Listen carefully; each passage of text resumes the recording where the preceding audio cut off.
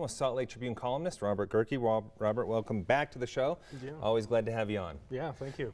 Plenty has happened since the last time you were on the show. That's an understatement, isn't it? Yeah, no kidding, right? Every single day we got something new. Yeah. Let's dig into the impeachment inquiry, specifically Utah's delegation. Let's talk about the position it puts them in. You wrote recently about how Ben McAdams, really it puts him in the most vulnerable or unenviable position. It's a difficult situation, right? Because Ben won that seat by just a couple hundred votes. Mm-hmm. And so he's dealing with a very narrow margin politically. And you know, in a Republican district, it still leans as a Republican district. And so, you know, even though Trump's not necessarily popular, he doesn't want to come out and lead the charge for impeachment. He's trying to have it both ways. You know, he's trying to straddle the fence and say, you know, it's important that we get the facts, but he's not used the word impeachment yet. Talk about the potential consequences from both sides of that equation. Yeah, I mean, I think what I wrote was that if you are going to try to find out if the president committed impeachable offenses, an impeachment inquiry is the logical way to do that. You know, that's the way that is prescribed by the Constitution to actually get to the bottom of this. But he's going to try to steer away from that and be a little bit more bipartisan, or at least appear a little bit more bipartisan, and say, you know, let's follow this to its conclusion. Now, he has a little bit of cover, I think, because you have Senator Mitt Romney, who is a Republican, mm-hmm. who is very popular in both his district and statewide, who's saying basically the same things that Ben McAdams is saying. We need to get the facts. This is very troubling. The transcript of the call, I think he said, is extremely troubling. And so, you know, he can sort of use that as a little bit of political cover and try to let this play out as long as he can. And the fact of the matter is what Ben McAdams thinks about impeachment doesn't really matter all that much in the grander scheme of things, because the Speaker's already said there's an impeachment inquiry. Whether Ben McAdams supports it or not, it's still going forward. He's not necessarily on the relevant committees that are going to be doing the investigation, and so he can sort of have it both ways for as long as he can sustain that. That's what I wanted to ask you about. At what point, though, can he not have it both ways anymore? Well, I think at some point, you know, obviously if articles of impeachment are voted on in the House, then he's going to have to take a stand one way or another. Up until that point, you know, until there's additional information that might be exculpatory or incriminating, then he might have to get off the fence. But he's gonna try to ride this out as long as he can, I think. You already mentioned Mitt Romney and his approach, Mm-hmm. very different from what we're seeing from Republicans nationwide. Let's bring in some of our other members of our delegation. Right off the bat, Representative Bishop dismissed it. Yeah. Stewart said, well, let's see the facts, and then once he saw the report, he said, Yeah.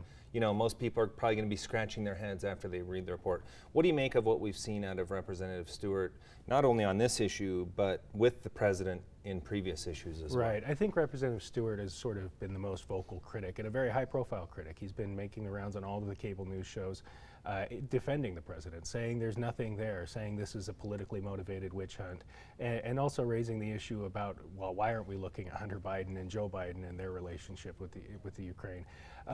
I think, you know, he has become the go-to guy, and I'm not sure that necessarily plays well in his district. Trump isn't terribly popular in Utah or in the 2nd District, but he is still popular among Republicans, and I guess that's Chris Stewart's base.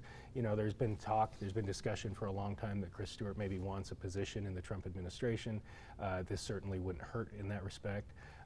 But you know, he does come off as a strident, diehard partisan who isn't necessarily concerned about what actually is the substance of this. He's going back over and over again to these White House talking points, and I'm not sure that that's necessarily what his constituents want to hear from him.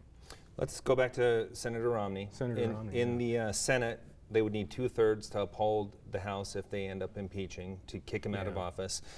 Do you see him having any sway of potentially getting to 2/3 in the Senate? You know, I think it's highly unlikely that whatever happens, regardless of whatever happens in the House, that we'll see, you know, the Senate get the 2/3 that they need.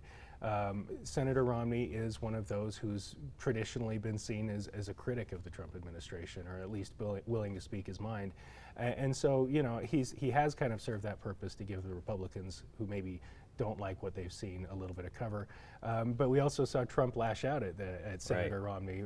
He tweeted the compilation of people talking about how Senator Romney lost. Yeah. And I thought Senator Romney's response to that, "Oh, did I lose? I had forgotten about that," was pretty was nicely done.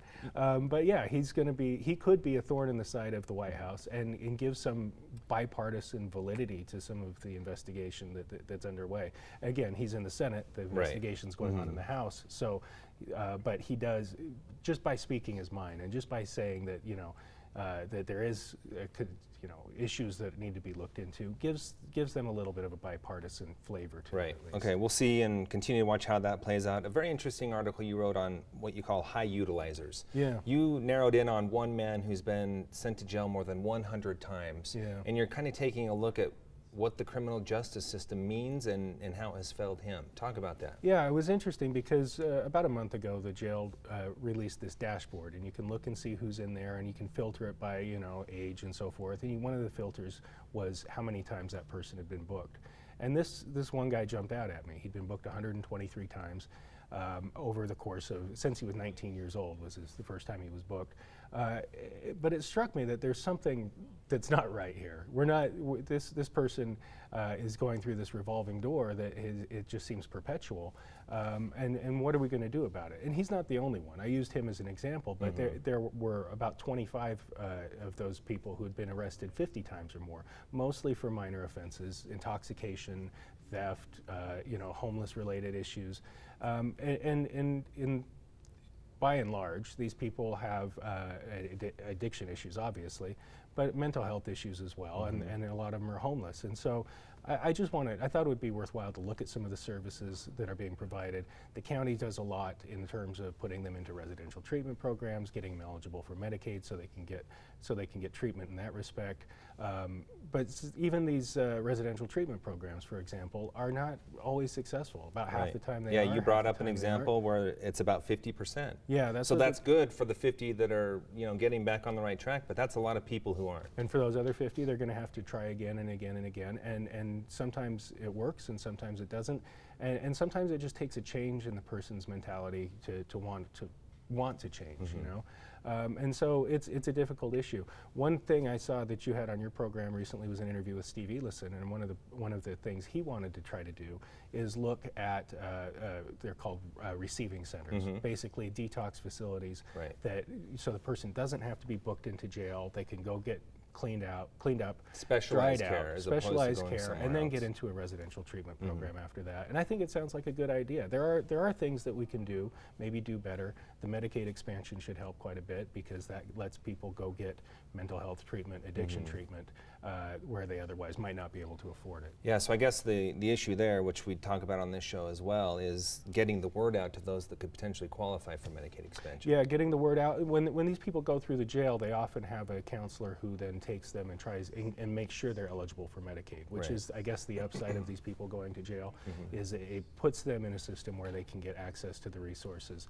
But they do require a lot from the jail system, from law enforcement, from the defense side of things, from the prosecution side of things. They're a burden on the system, and it seems like if we can get those people the help they need, it would alleviate a lot of those pressures. All right, your column's always thought-provoking. Where can our viewers connect with you? Yeah, you can find it at sltrib.com, or you can follow me on Twitter at Robert Gerke. All right, yep, a good follow on Twitter. Thanks for being here. Appreciate your time.